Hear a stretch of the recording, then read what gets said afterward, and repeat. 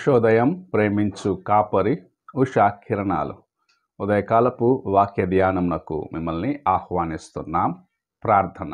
మమ్మల్ని మిక్కిలిగా ప్రేమిస్తున్న పరలోకపు తండ్రి, ఈ ఉదయకాలపు వాక్య ధ్యానంనకు నాయన దేవా, మీరు మాకు అనుగ్రహించిన నీ కృప కొరకు వందనాలు చెల్లించుకుంటున్నాం.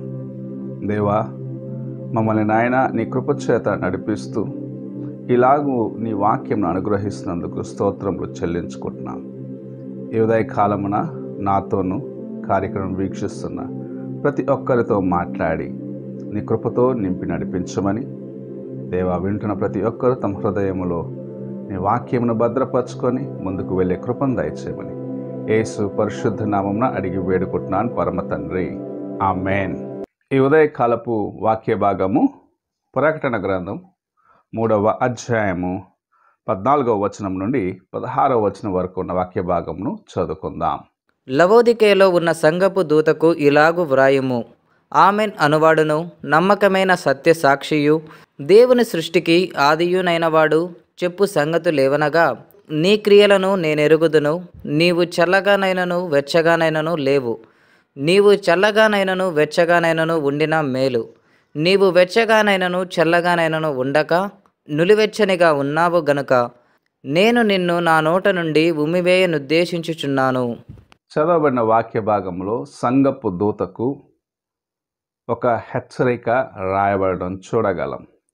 ఈ సంఘము లవదీకియ సంఘమును గురించి ప్రభు చెప్పుచున్న కార్యం ఇది.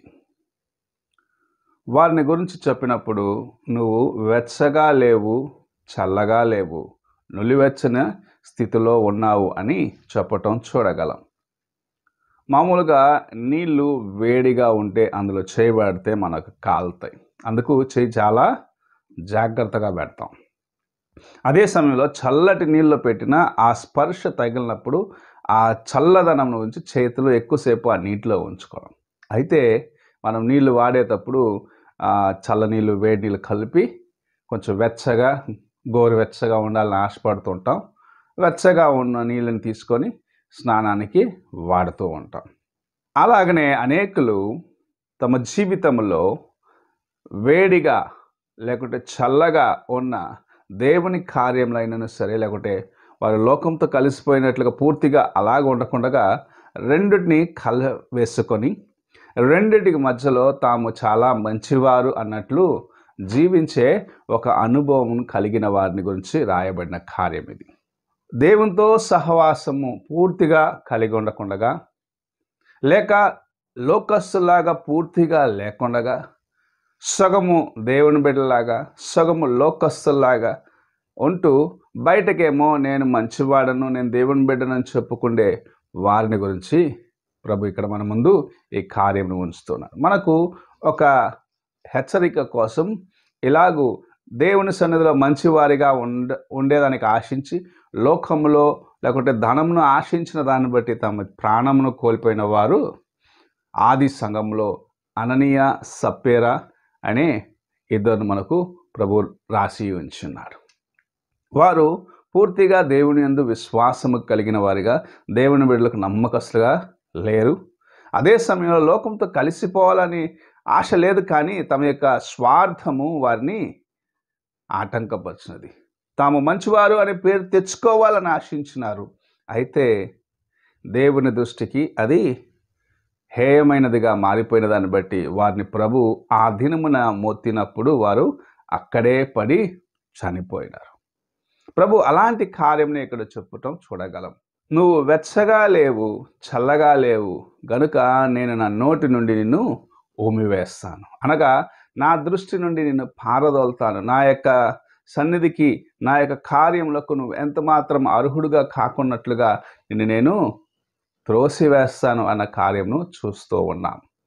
ఎవడైనా తన నోటి నుండి ఒకటి ఉమ్మివేశాడంటే మరలా దాన్ని తీసుకొని నోట్లో పెట్టుకోవడం. ఎందుకంటే అది తనకు ఇంపైనదిగా లేదు కాబట్టి తన నోటి నుంచి అది బయటకు వెళ్ళిపోయినది. అలాగనే దేవునికి ఇష్టమైన వారిగా మనము లేకుండగా, దేవుని కృపను నిర్లక్ష్యపరుస్తూ లోకముతో సంధి చేసుకొని దేవుని బిడ్డలాగా నటిస్తూ ఉంటే ప్రభు చూస్తూ ఎంత మాత్రము ఊరకనే ఉండడన్న కార్యమును జ్ఞాపకం చేస్తున్నాను. మారు మనసు పొందిన ప్రతి క్రైస్తవుడు తాను ప్రభు దగ్గర నుండి పొందుకున్న ఆ గొప్ప కృపను, ఆ ఈవిని ఎన్నడూ నిర్లక్ష్యము చేయరాదు. తాను పాపములో ఉన్నప్పుడు, మురికి జీవితములో ఉన్నప్పుడు, తన రోత జీవితం నుంచి బయటకు తీసిన ప్రభువు తను ఎంతగా ప్రేమించినాడన్న కార్యమును జ్ఞాపకం చేసుకుంటూ ఇతరులను ఆయన వైపు నడిపిస్తూ తన యొక్క హృదయాన్ని పరిశుద్ధముగా కాపాడుకోవాలి. లోక కార్యముల వైపు తిరిగి చూసి దేవుని కృపను నిర్లక్ష్యపరచుకోకూడదు. పాపములో ఉన్న వారిని ప్రేమించి వారిని దేవుని సన్నిధికి నడిపించేదానికి ప్రయత్నించాలనే కానీ, నేను మారుమనసు పొందినాను కానీ ఇంకా కొన్ని అలవాట్లు దాగి ఉన్నాయి అనుకున్న జీవితాన్ని కలిగి ఉన్నట్లయితే, అలాగూ దేవుని యొక్క కృపను నిర్లక్ష్యపరిచినట్లయితే లోకము కొంచెము, దేవుని భక్తి కొంచెముతో నడిచేవాడు నులివెచ్చని స్థితిలో ఉన్నాడని ప్రభు హెచ్చరిస్తూ ఉన్నాడు. అలాంటి వారిని ప్రభు తన నోటి నుండి ఉమ్మివేస్తానంటున్నాడు. వారు ఇంకా ఆయనకు పనికిరారు అన్న కార్యమును ప్రభు హెచ్చరిస్తూ ఉన్నాడు. ఉదయ కాలమున అలాంటి స్థితిలో నుండి నీవు బయటకు రావాలని ప్రభు ఆశిస్తూ నీతో మాట్లాడుచున్నాడేమో. నీవింకా లోకమును దాచిపెట్టుకొని బయటకు క్రైస్తవుని, విశ్వాసి అని చూపించుకుంటున్నావేమో. ఎక్కడ ఈ స్వభావము నీలో దాగి ఉన్నదో అని పరీక్షించుకొని, నీ అంతరంగములో పాపము దాచుకొని బయటకు విశ్వాసిలాగా జీవిస్తున్నావేమో.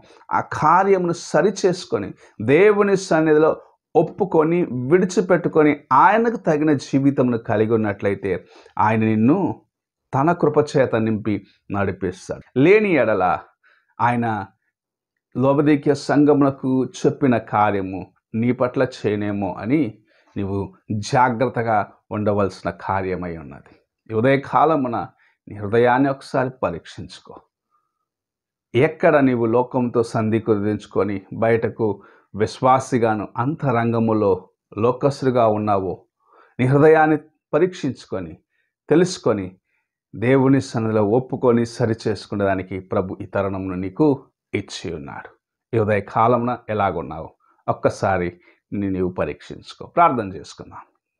మహాగణుడు అయిన గొప్ప దేవా, ఈ ప్రాతకాలమున మీరు మాకు అనుగ్రహించిన నీ వాక్యంను బట్టి వందనాలు చెల్లించుకుంటున్నాం.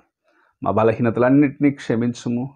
మేము లోకముతో సంధి చేసిన ప్రతి కార్యము నుండి విడిపించి నీకు నమ్మకస్తులుగా ఉన్నట్లుగా పూర్ణముగా నిన్ను వెంబడించేవారిగా మా హృదయములో లోకమునకు స్థలము లేకుండగా జీవించే కృపను అనుగ్రహించమని ఆశీర్వదించి నడిపించమని యేసు పరిశుద్ధ నామమున అడిగి వేడుకుంటున్నాను పరమ తండ్రి.